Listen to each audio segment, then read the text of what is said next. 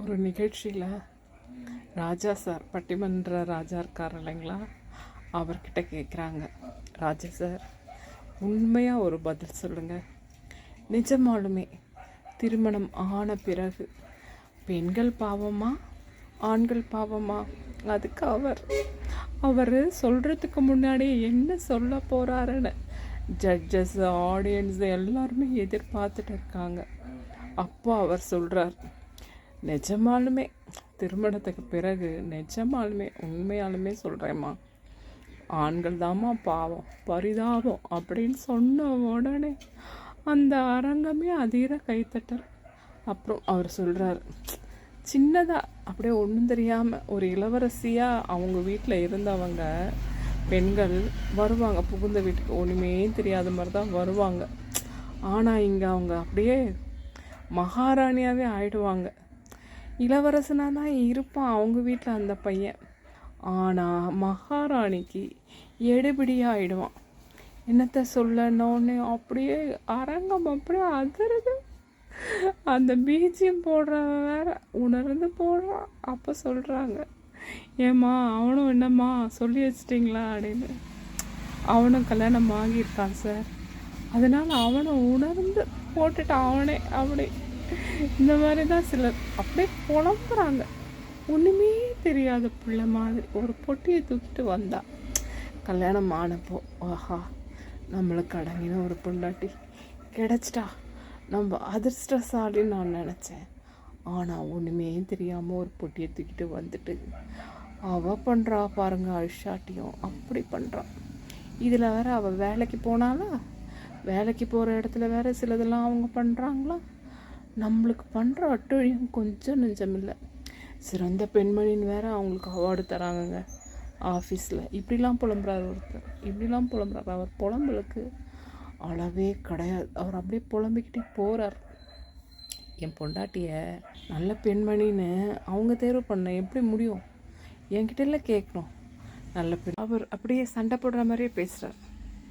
அவங்க எப்படி முடிவு பண்ணலாம்? அவங்க ஆஃபீஸில் எப்படி முடிவு பண்ணலாம் நல்ல பெண்மணின்னு?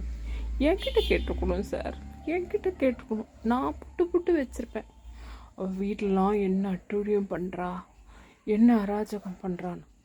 அதுவும் எங்கள் அம்மாவும் அவளும் ஆரம்பித்தாங்கன்னா சாமி எந்த போரை வேணால் நிறுத்திடலாம், இந்த போரை நிறுத்த முடியாது. அந்த மாதிரி 2 பேரும் சளைக்காமல் பண்ணுவாங்க. மறுநாள் வருவா என் பொண்டாட்டி. என்னங்க, அவங்க நாளைக்கு இருந்தாங்கன்னா நான் இருக்க மாட்டேன் அப்படி என் மண்டையை கழுவா. நான் என்ன பண்ணுவேன்? சரி விடுமா, எவ்வளோ நாளைக்கு இருக்க போகிறாங்க அப்படின்னு ஒன்று அவள் சந்தோஷமாயிடுவா, குதிச்சுக்கிட்டே ஓடிடுவா. ஆனால் நான் யாருன்னு சொல்ல மாட்டேன். அதான் அப்படி தாங்க ஓடின்னு இருக்கு வண்டி. ஆனால் இந்த மாதிரி நம்மளை கேட்காம நல்ல பெண்மணின்னு கொடுத்தா அவங்களுக்கு இன்னும் கிரேட் ஆகிடாது. ஏற்கனவே நம்மளை பண்ணுற அட்டுழியும் தாங்காது. இன்னும் இது மாதிரிலாம் வேறு வாங்கின்னு வந்தாங்கன்னா அதையே ஓட்டுவாங்க ஒரு மாதத்துக்கு. என்ன பண்ணுறது? ஒரு நாள் இப்படி தான் அவங்க ஆஃபீஸில் ஏதோ ஒரு கிஃப்டை வாங்கிட்டு வந்துட்டான், ஒரு புத்தர் பொம்மை. எங்கள் அம்மா அந்த காலத்துலலாம் புத்தர் என்னது வீட்டை விட்டுட்டு வெளியே போயிட்டார், அது மட்டும்தான் எங்கள் அம்மாவுக்கு தெரியும். குடும்பத்தை விட்டுட்டு போயிட்டார், அதனால் புத்தர் எங்கள் அம்மாவுக்கு பிடிக்காது. அவங்கக்கிட்ட போய் நான் சொல்ல முடியுமா, ஆமாம் போதி மரத்தில் போனார், இப்படி ஞானம் கிடச்சிது, அவர் புத்தர் ஆனார், இப்படிலாம் இருக்குதம்மா இருக்குதுன்னு சொன்னாலும் எடுத்துக்க மாட்டாங்க. ஆனால் அவங்க புத்தர் பொம்மையை வைக்கக்கூடாதுன்றாங்க, இவ வைக்கணுன்றான். 2 பேருக்கும் ஒரே சண்டை. எங்கள் அம்மா, புத்தர் பொம்மை வந்தாலே சண்டை வந்துடும்டா. நான் சொன்னேன் இல்லைடா, வீட்டுக்கு ஆகாதுன்னு நான் சொன்னேனா இல்லையா அப்படின்னு எங்கள் அம்மா. இன்னமும் இவங்க அந்த பொம்மை வரத்துக்கு முன்னாடி ரொம்ப அப்படியே அந்யோன்யமாக இருந்த மாதிரியும், அந்த பொம்மை வந்த பிறகு தான் இவங்களுக்கு சண்டை வந்த மாதிரியும் எங்கள் அம்மா சொல்லுது. நானும் என்ன பண்ணுறது, தலையாட்டுறேன். என் பொண்டாட்டி கேட்குறதுக்கும் தலையாட்டுறேன். வேறு என்ன பண்ணுறது?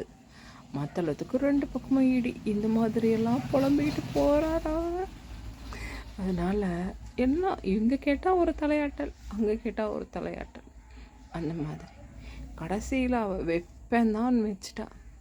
இந்த மாதிரி நம்மளையும் கேட்கணுங்க.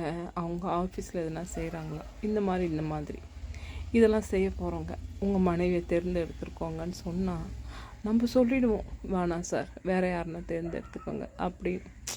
ஆனாலும் அவங்க வீட்லேயும் இந்த மாதிரி பிரச்சனை இருக்கும்ல.